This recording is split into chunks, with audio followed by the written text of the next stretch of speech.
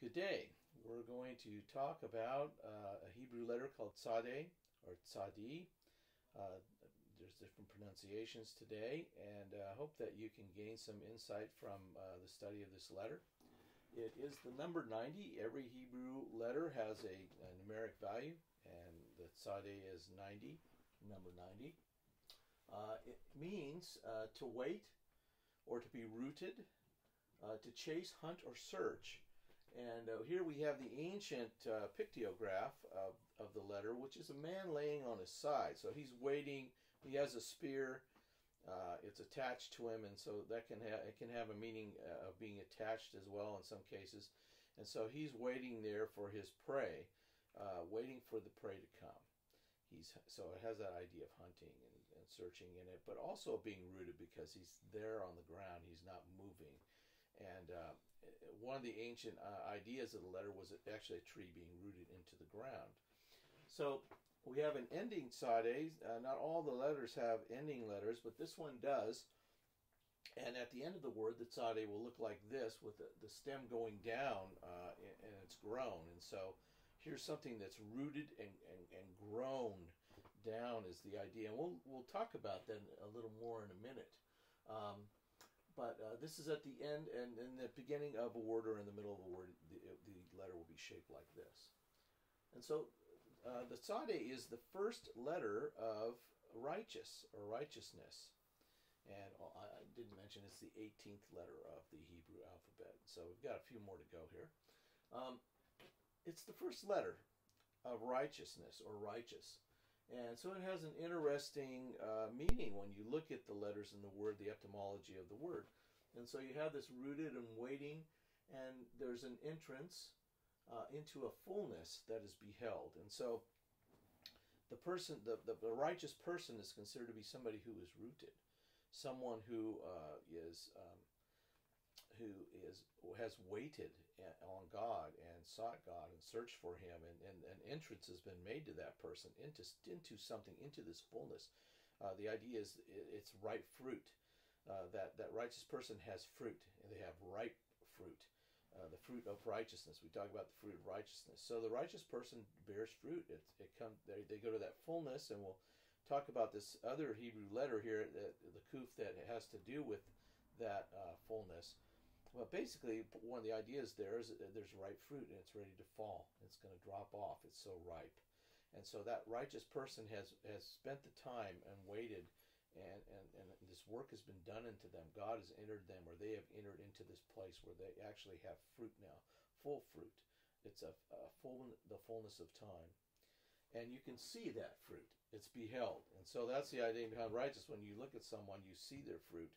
It says that some people's fruit follows them, but others that you can see, but you always see the fruit somewhere. The abundance of the mouth, abundance of the heart, the mouth speaks. That's the fruit that comes out of there. And so the righteous person has fruit, good fruit. Then we also want to look at the actual meaning of this word Tsade. It has the idea of being fixed. And I left this to last. I did this on purpose because it's going to lead down into what we're going to talk about below here. But this being fixed, it's rooted, and there's an entrance that's made to be. So like a tree, when you look at a tree that's fixed in the ground, they have an entrance into the ground, and they're rooted in the ground. There's an entrance that's been made for them into the ground where they are fixed, they are firm, they are rooted. And having said that, we're going to go down to the word etz, which is tree. There's some interesting analogy in the New Testament about this, and we'll talk about that. But first of all, when we look at the word etz, we have the ayin, which is to see or perceive, and then we have this ending Tsade, which is to be rooted into the ground. To be rooted, or to be that have waited for a long time, that they're fixed in that place. And so the word etz also means carpenter.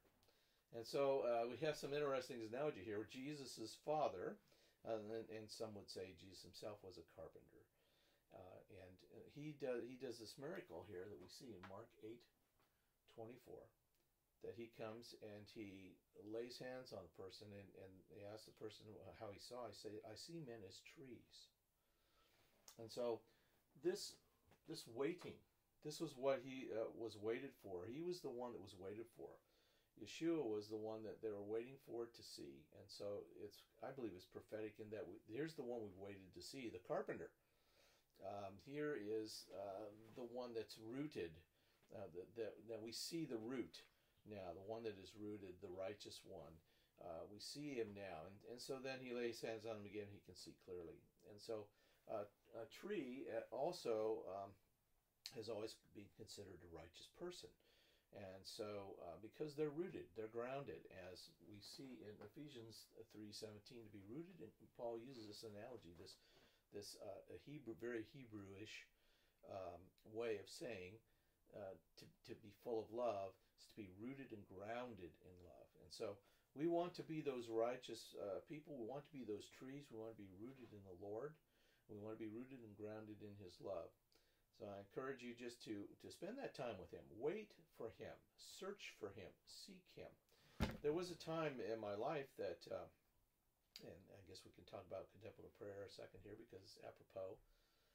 There was a time when I decided that I wanted to go and find God in a deeper fashion on my own. So I had experienced him mightily in different meetings and in different times alone as well.